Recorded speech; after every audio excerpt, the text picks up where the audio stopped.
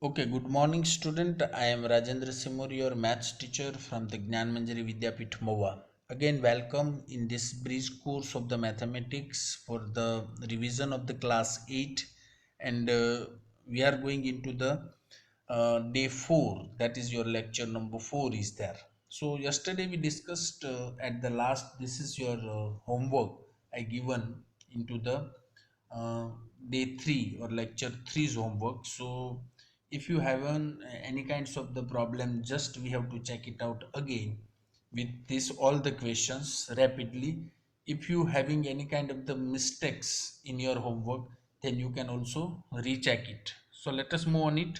First one, 7a square bc, second term is minus 3abc square, comma 3a square bc, comma 2abc square. So we have to use this addition with the like terms. जो भी like terms आपके सामने हैं उसी चीज को हम mention करेंगे. So 7a square b c plus 3a square bc both are the like terms, so we have to group for like terms. दोनों जो like terms इसमें दिख रही है वो दोनों साथ में आप रखेंगे साइन के साथ. जो अलग है उसको हम बाद में लिखेंगे. जो रेड से लिखा है वो थोड़ा उसकी लाइक टर्म से मेल जुल होता है. तो यहाँ पे आप देख सकते हो कि ये दोनों जो है वो लाइक टर्म है और ये दोनों है वो भी लाइक टर्म है. तो ये दोनों लाइक टर्म्स के बीच में हम एडिशन इजीली कर सकते हैं. इसके लिए उसको ग्रुप करते हैं और ग्रुप में फाइनली हमें आंसर इसका मिलता है tan a square B C minus A B C square. तो ये हुआ आपका फर्स्ट वन का आंसर. आप चेक कर सकते हो अपने होमवर्क में. दूसरा आपका था 9ax प्लस 3by माइनस सी जेड, और दूसरा एक क्वेश्चन था minus 5by plus a x plus 3c Z. तो दोनों के बीच में हमें एडिशन करना है और आप अपने आंसर के साथ चेक कर लो कि इधर इट इज़ करेक्ट और नॉट. यदि करेक्ट नहीं है तो यहाँ से आप करेक्ट कर सकते हो.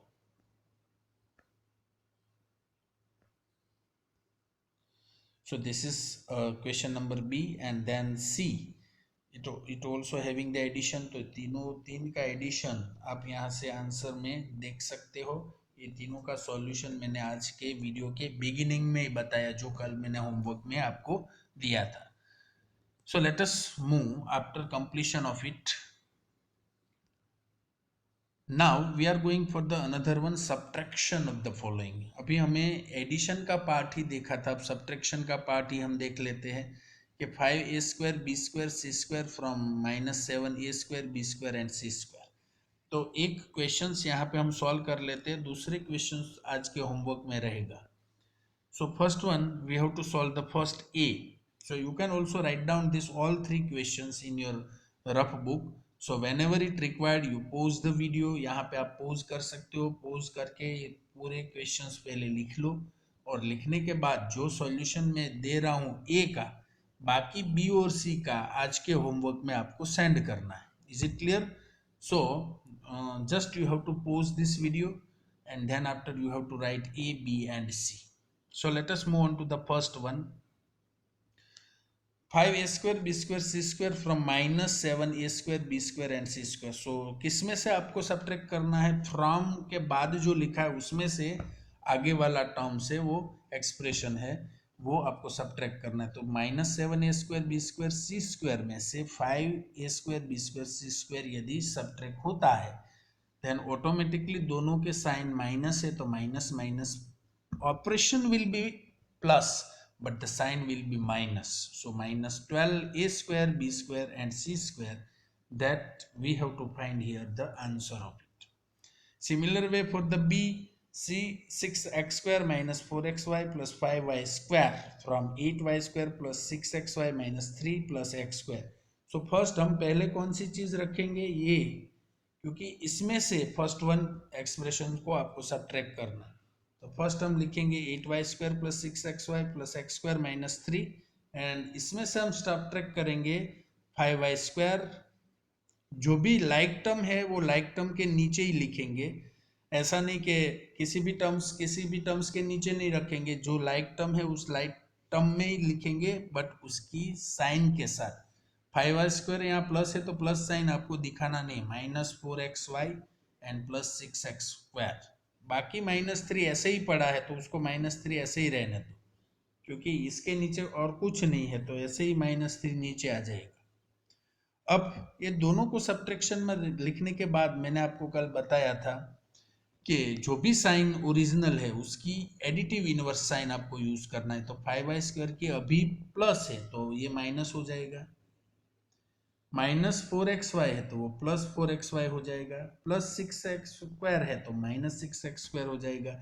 ये यदि भूल गए तो आपका आंसर गलत आ सकता है। ओके, बाद में तो सिंपली आपको सब्ट्रैक्शन करना है, यहाँ पे रूल याद रखना है, प्लस प्लस प्लस होता है, माइनस प्लस माइनस होता है और माइनस माइनस प्लस होता है, तो ये रूल यहाँ पे याद रखना। और थर्ड वन था जो यहाँ से आपने तीनों तीन क्वेश्चन सब्ट्रैक्शंस के बारे में यहाँ सॉल्यूशन के साथ दिया है। You can write in your book and you can also send it with today's homework. यही चीज आपको प्रैक्टिस में करनी है, और प्रैक्टिस जो भी किया है आपने during this video lecture you can send it as a homework. Okay, तो आपकी प्रैक्टिस भी हो जाएगी and you can also solve out with your own. तो जो भी प्रॉब्लम आपको फेस हो रहा है तो आप उसको वीडियो लेक्चर्स में से देख सकते हो। Is it clear? So let us move on to the next point.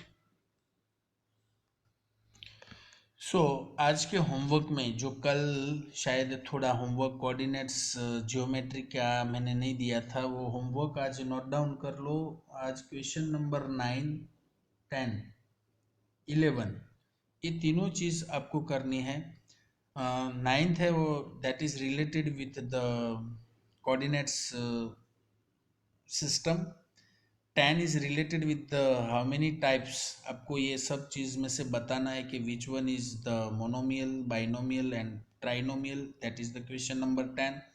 And question number 11 that is construct 3 binomials with x and y as variable. मतलब आपको बनाना है एक वेरिएबल बनाना है, एक एक्सप्रेशन बनाना है, 3 बाइनोमियल्स जिसमें होने चाहिए और x और y दोनों वेरिएबल होने चाहिए। ऐसे कोई भी नंबर्स का आप एक्सप्रेशन बना सकते हो। तो कंस्ट्रक्ट में यानी दो आपको पोलिनोमियल्स फॉर्म करना है, 3 binomials and 3 monomials. Then second one, 2x plus 3x is equal to 5x square. Is this solution correct? You have to give the answer for the fourth one. Justify.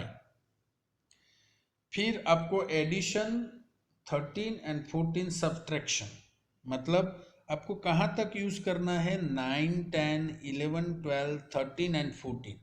So in today's homework you have to cover the question number 9 जो यहाँ पे आपको दिख रहा है, 9 to cover up to how many numbers, 9 to 14। So is it clear? ये अच्छी तरह से अपना होमवर्क याद रख लो। कौन से होमवर्क्स मैंने दिया है आज के होमवर्क्स में, क्वेश्चन नंबर 9 से लेके 14 तक के क्वेश्चंस आपको सॉल्व करना है आज टुडेज होमवर्क, क्योंकि उसमें कल का लेक्चर्स का भी थोड़ा पोर्शन है और आज के लेक्चर्स का भी थोड़ा पोर्शन है, तो ये दोनों चीज आप सॉल्व करेंगे। So today's homework question number 9 to 14, तो ये नोट डाउन कर लेना and you have to tried it for that. So I will give you to the time for write down this everything for today's homework. Okay,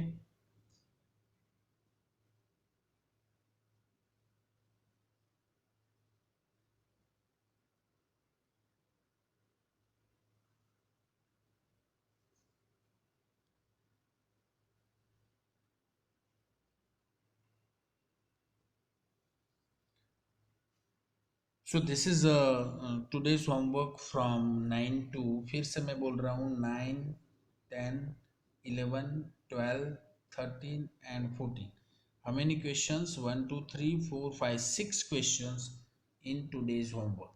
आज के homework में आपको इतना portions cover करना है। Is it clear? You can also pose this video and write down again this all the fundamentals of the questions.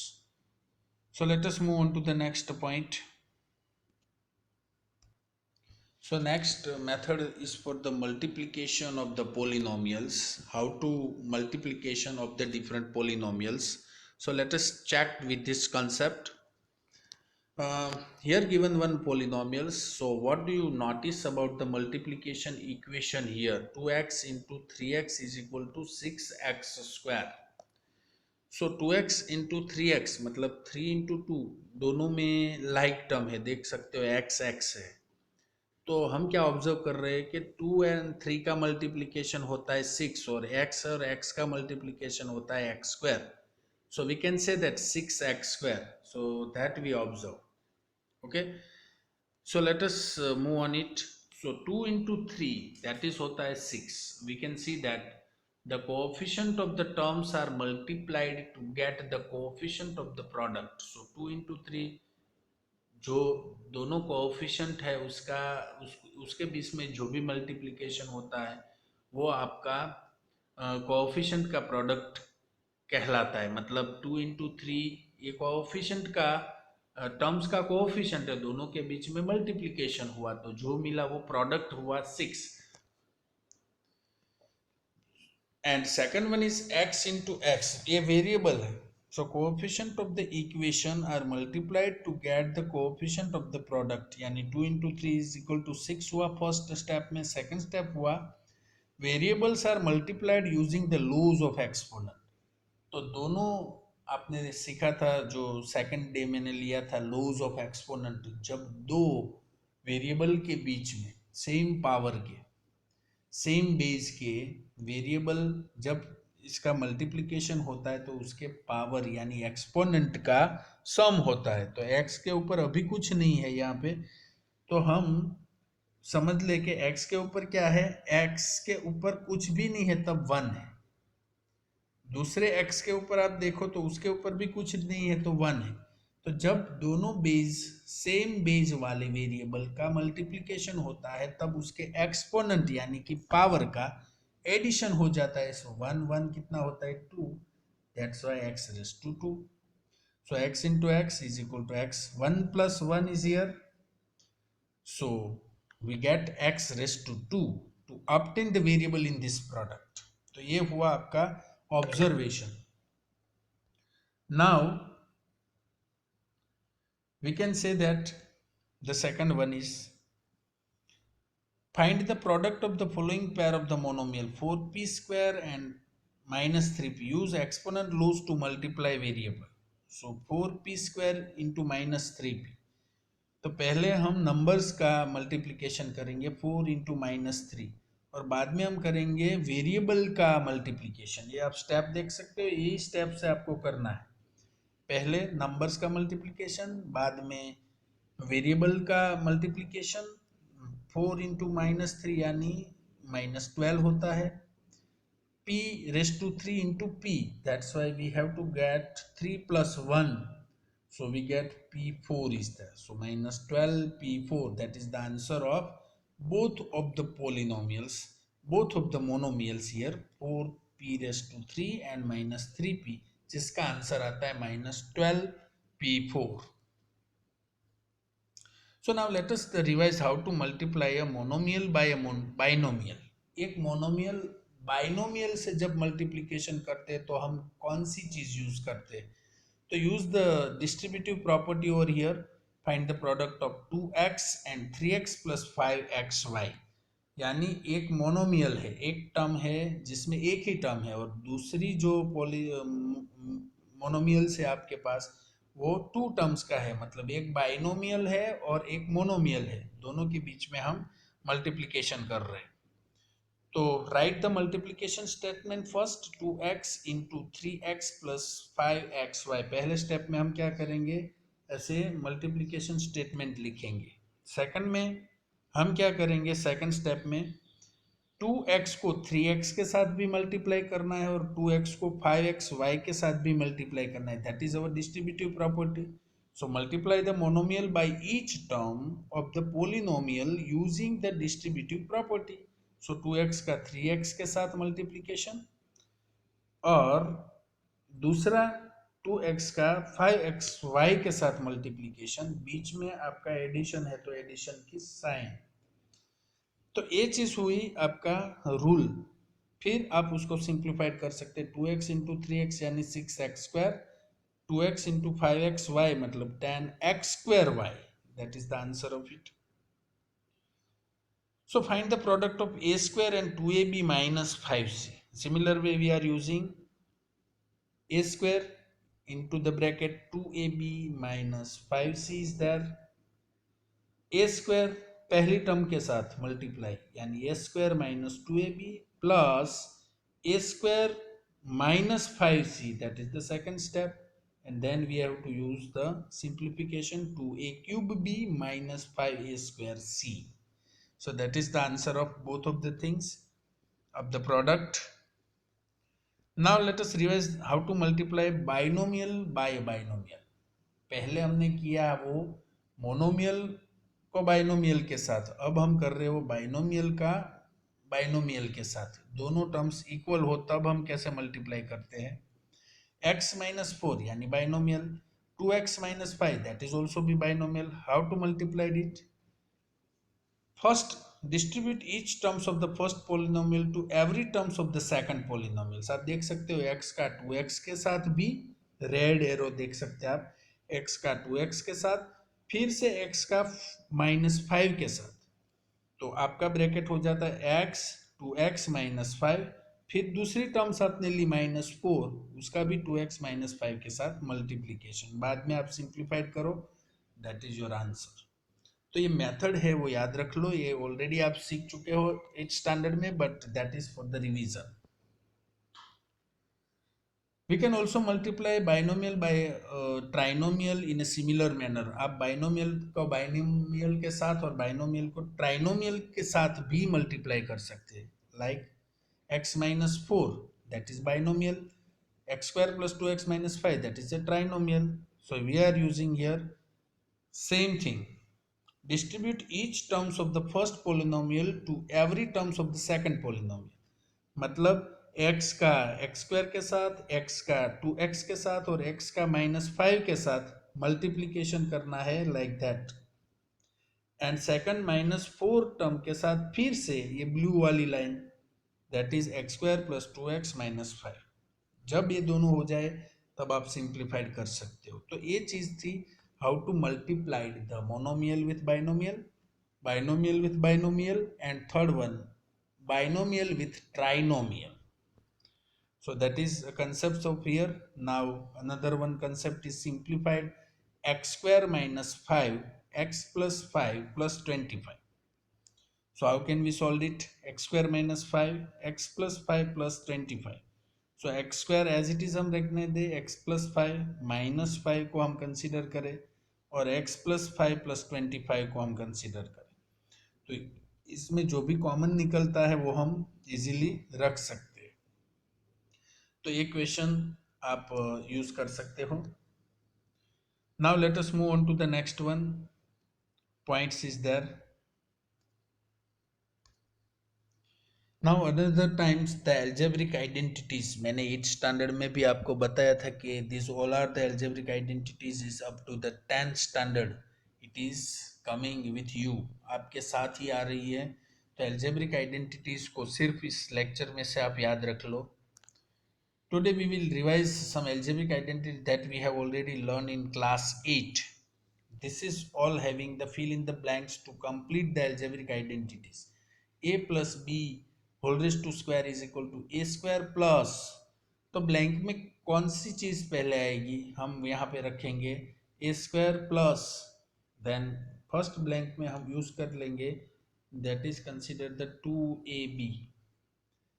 Second terms में भी हम यूज करेंगे that is consider the 2ab, second में भी 2ab आएगा, a plus B a minus B, इसका मतलब होता है थर्ड ब्लैंक आपकी होगी वो a square minus B square होगी, और फोर्थ वन जो आपकी है वहां पे हम दो ब्लैंक्स है x plus a x minus b, so x square plus x a plus b, और here consider the a B.